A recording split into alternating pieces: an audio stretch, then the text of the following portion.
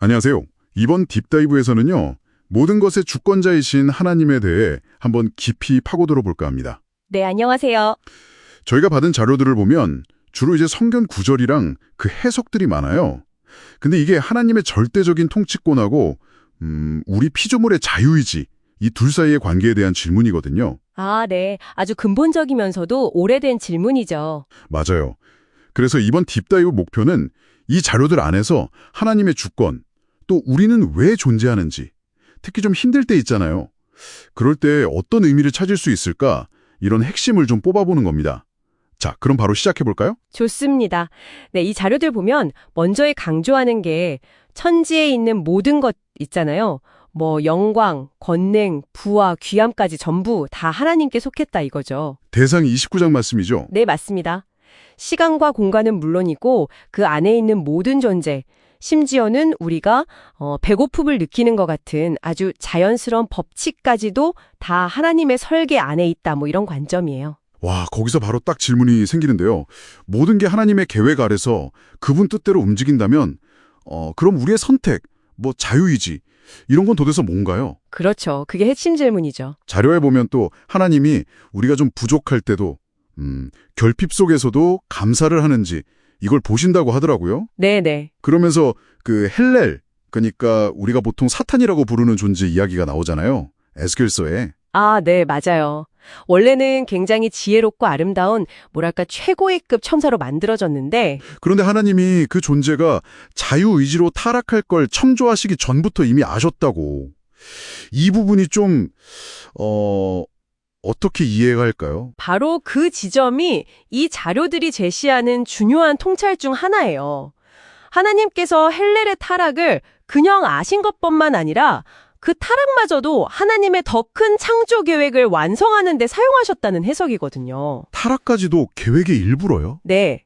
이게 바로 신학적으로 말하는 하나님의 예지, 미리 아심과 피조물의 자유로운 선택, 이 두 가지가 어떻게 같이 갈 수 있는지에 대한 답변인 셈이죠.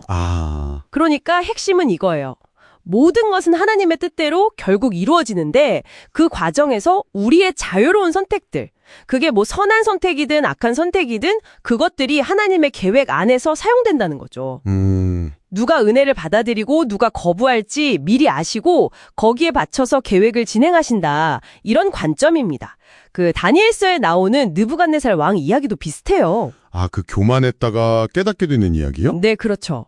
엄청 교만했다가 결국에는 모든 권세가 하나님께 있구나. 이걸 깨닫게 되잖아요. 인간의 의지조차 결국은 하나님의 주권 아래에 있다는 걸 보여주는 예시로 들고 있죠. 그렇군요. 그러면 저희 이 피조물들의 가치는 어디서 찾아야 할까요? 이사야서 보면 하나님 앞에서 우리는 그냥 메뚜기 같고 세상 권력자들도 마른 풀 같다고 표현하잖아요. 네, 맞아요. 이렇게 보면 우리가 너무 작게 느껴지는데요. 그렇죠. 피조물 그 자체만 놓고 보면 하나님의 그 광대하심 앞에서는 정말 미미하다고 할 수 있죠. 그런데 이 자료들이 강조하는 가치는 여기서 나와요.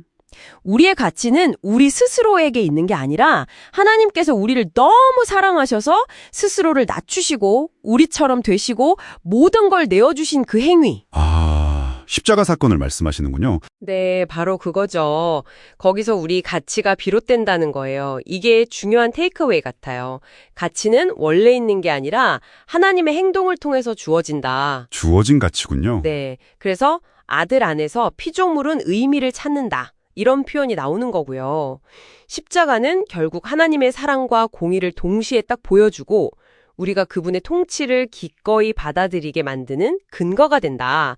이렇게 해석하는 거죠. 와, 이건 진짜 깊이 생각해 볼 문제네요.